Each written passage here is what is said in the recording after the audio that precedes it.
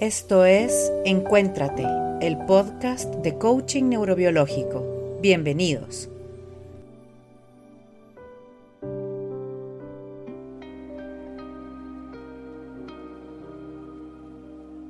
Capítulo 12. El enojo que abruma. Caso de la señora autobús. Una señora se sube a un autobús más o menos lleno para ir a su trabajo y al subir ve un espacio vacío para sentarse. Se aproxima y antes de llegar otra persona se apresura y se sienta ahí dejándola sin lugar. Ella empieza a sentir que la sangre le hierve y como ese experimento del volcán que todos hicimos en el colegio, siente la efervescencia subiendo por su cuerpo. Se enoja en serio, como si le hubieran quitado algo valioso. Y si nos vamos al pensamiento simbólico, sí que quitaron algo valioso para ella, su lugar. Desde muy joven, esta señora ha sentido que ha tenido que luchar por tener un lugar en su familia y ser reconocida. Desde su proyecto sentido, la señora del autobús vio amenazado su lugar en el mundo, pues su madre tuvo una o varias tentativas de aborto. Es decir, vivió el inicio de su vida dentro del vientre materno con una amenaza latente e inconsciente de que le arrebataran el lugar que la vida le había dado trayéndola al mundo. Luego, siendo niña, vivió la falta afectiva de su madre y de alguna manera sentía que no merecía tener un lugar en el seno de su familia. Por diversas circunstancias, ella se muda varias veces de casa y así ha vivido por años sin un lugar fijo para establecerse. Así que cuando ella en el autobús siente que alguien más le quitó el lugar que ella había elegido para sí misma, inconscientemente revive todas las veces que le han quitado su lugar o que ha sentido que no tiene un lugar legítimo que ocupar en la vida. Y esto es realmente lo que la enoja. Ella proyectó en esa situación que se dio en el autobús una de sus grandes heridas. No tengo derecho, no puedo o no merezco tener un lugar en el mundo. El enojo es un sentimiento que intenta disminuir la intensidad de la emoción biológica que se encuentra detrás. La ira. La ira surge como una respuesta visceral al entorno cuando percibimos que nuestro territorio, es decir, nuestros límites más sagrados, han sido transgredidos. Cuando sentimos que nuestros valores más profundos han sido traicionados o han sido objeto de irrespeto y desconsideración. Esta emoción que comúnmente llamamos cólera, bronca o enojo, en su forma más suave de expresarla, produce una aceleración del ritmo cardíaco, la subida de la presión arterial gracias a la adrenalina y noradrenalina que están circulando en sangre. Todo esto como una respuesta biológica natural de luchar o huir ante la sensación de una amenaza en el territorio o ante un daño que se percibe contra sí mismo o contra lo que se considera apreciado. Decía Séneca, la ira es un ácido que hace más daño al recipiente que lo contiene que sobre cualquier cosa en la que se vierte. Cuando entramos en un estado de ira, nuestra parte pensante racional se apaga. La prioridad que tiene el neocórtex cede su lugar al cerebro límbico y reptiliano, donde están nuestros impulsos y respuestas más primitivas al estrés. Por eso, cuando entras en estados de ira, cólera o bronca, no eres un ser pensante, eres un ser 100% emocional. La ira es un constructo psicológico emocional que tiene grados. Va desde una leve molestia, un enfado, una irritación, y si va subiendo de intensidad, desencadena en un ataque de ira. Por lo tanto, para prevenir entrar en estados de ira más o menos descontrolados, hay que tratar el enojo. De ahí la importancia de conocerte y encontrarte con tus verdades más profundas, encontrarte con tus heridas más dolorosas. Mientras más te observes y te conozcas, más fácil será para ti ir detectando cuándo se empieza a disparar algún grado de enojo y haciéndote las preguntas correctas podrás llegar a descubrir cuál es el verdadero origen del mismo. Nunca nos enojamos por las razones que creemos. Cuando vivimos y percibimos una situación que nos desagrada y que nos molesta en nuestra vida diaria, lo que se despierta en realidad es alguna herida que ha quedado escondida en un nivel más profundo de tu psique. Esto se debe a que nuestro cerebro funciona de manera asociativa, gracias a la memoria emocional. Cuando un evento dispara el enojo o la ira, nuestro cerebro está haciendo asociaciones rápidamente con otras situaciones similares que se relacionan con esa emoción. Por eso, una situación tan sencilla o que pareciera insignificante puede despertar los peores monstruos de ira sin tener una explicación lógica aparente.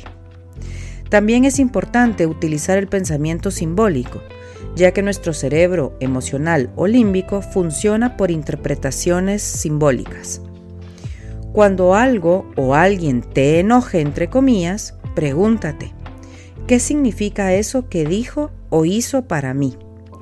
Si practicas constantemente esta pregunta desde un estado auténtico de curiosidad por conocerte y conocer tus respuestas impulsivas viscerales, descubrirás que no es lo que la persona hace o dice lo que te enoja, sino la interpretación del significado que eso ha tenido para ti.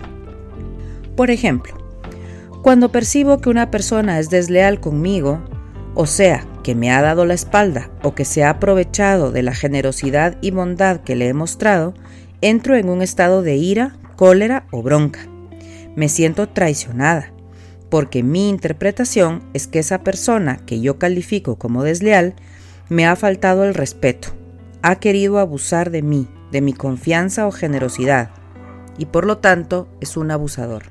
Esta interpretación simbólica de lo que significa para mí la deslealtad hace que inconscientemente mi cerebro emocional asocie todas las experiencias de abuso que he tenido en mi vida, con otras personas y en diferentes circunstancias.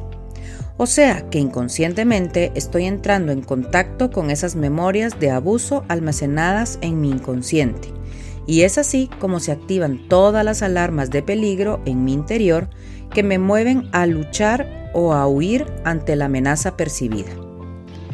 Para otra persona, una deslealtad quizás significa una falta de interés o un rechazo, y su cerebro asociará la experiencia de deslealtad que está viviendo en el presente con las experiencias de rechazo o falta de interés que ha vivido antes, y quizá esto no le genere enojo, sino tristeza. Por eso las personas reaccionamos diferente y con diversas emociones a circunstancias iguales o parecidas, porque todos tenemos una forma diferente de interpretar y de dar significado a lo que nos pasa. Y depende de esta significación que damos, el que nuestro cerebro lo asocie con una u otras memorias, y por lo tanto que la respuesta emocional sea diversa. La invitación que te hago en este capítulo es a que puedas analizar qué es lo que está sucediendo en el exterior, que hagas una evaluación de los hechos, no de las interpretaciones que has dado a esos hechos, y que desde un estado lo más neutro posible puedas observar qué repercusión tienen esos hechos en tu mundo interior. Es difícil separar los hechos de la interpretación. Por eso este proceso requiere de mucha paciencia y práctica, porque automáticamente y sin darnos cuenta, damos un significado cargado de juicios condenatorios a los hechos. El segundo paso, después de haber observado el hecho objetivo, es preguntarte, ¿qué significa para mí eso que sucedió? Eso que ese otro dijo o hizo. O lo contrario, lo que no dijo o no hizo. ¿Qué valor o valores míos ha transgredido esa persona o esa situación? El tercer paso es preguntarte dónde resuena esto mismo, esta transgresión de valores en mi historia personal. ¿Cuándo aprendí a sentirme así? ¿O cuándo fue la primera vez que me sentí así? El cuarto paso es ir a atender a esa parte herida que despertó gracias a la situación actual que te hizo enojar. Reconocer que hay una parte en ti que quedó lastimada en el pasado, sin los recursos para poder resolver su dolor, es una parte crucial para resolver el conflicto. Ahora tú puedes acercarte a esa parte dolida para cuidarla y atenderla. Hacer todo esto al inicio requerirá de tiempo y dedicación de tu parte, pero con la práctica podrás hacerlo de forma más rápida y hasta automática. Es un aprendizaje interno y como todo aprendizaje hay que ensayarlo para crear nuevas redes neuronales que faciliten este proceso. Y luego hay que practicarlo varias veces para solidificar esas redes neuronales. Como cuando aprendiste a caminar o a hablar. No te salió a la primera. Tuviste que crear y reforzar por medio de la práctica y la corrección continua esas sinapsis neuronales hasta que se volvieran hábitos automáticos. Completemos el ejemplo de deslealtad que habíamos comenzado. Paso 1. Observo los hechos neutrales. Una persona que trabaja conmigo empieza a hacer negocios por su cuenta con recursos de mi empresa. Aquí no hay interpretación, es lo que sucedió. Paso 2. ¿Qué significa para mí eso que sucedió? ¿Qué valores fueron transgredidos? Significa una falta de respeto, un abuso a la confianza depositada en esa persona. Los valores fundamentales transgredidos son la valoración, el respeto y la gratitud. Es decir, esta deslealtad yo lo vivo como una falta de valoración hacia mi persona, una falta de respeto y como una falta de gratitud y de humildad por parte de esa persona que abusa de mi confianza. Paso 3. ¿Dónde resuena esto mismo en mi historia personal? Cuando conecto con mi ser y busco esta resonancia, me doy cuenta qué es lo que yo sentía en relación con mi padre, una persona violenta y abusiva que no me valoraba como persona, no me respetaba como un legítimo otro y que vivía la vida con falta de gratitud y humildad por lo que tenía. Paso 4. Acompañar a esa parte herida. Gracias a esta situación de deslealtad, yo puedo darme cuenta que hay una parte dolida que quedó desatendida desde mi niñez. Y hoy puedo acercarme a esa parte para cuidarla, para atenderla, diciéndole lo valiosa que es, lo agradecida que estoy de que haya sobrevivido a ese periodo de su vida.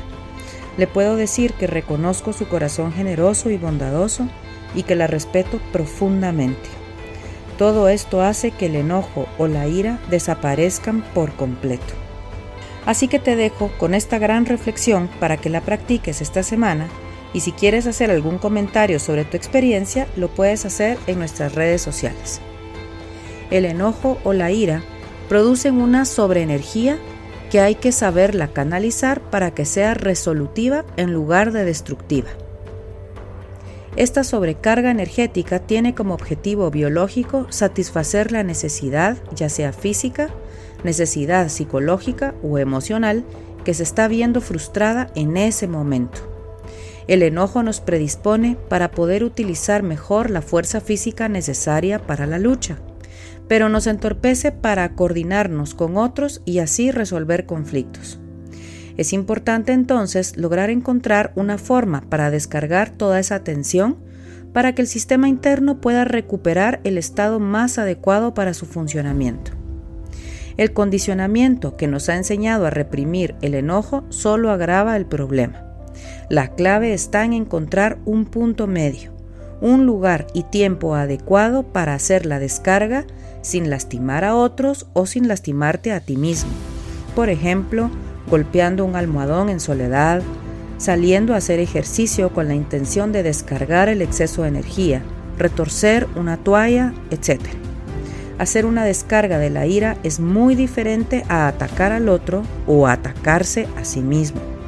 Una descarga se vuelve destructiva si conlleva el deseo de querer hacer sufrir al otro o castigarlo por lo que hizo, y es igual de destructiva si se aplica contra uno mismo.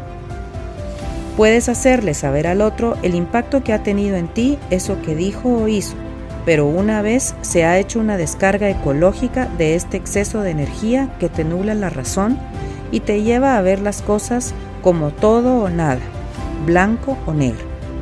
Esto te ayudará también a encontrar un lugar de firmeza interior y al mismo tiempo calma para poder formular la reparación de lo que sea reparable en cada situación, generar aprendizaje y construir una idea o un proyecto que te permita evitar que ese problema se vuelva a repetir.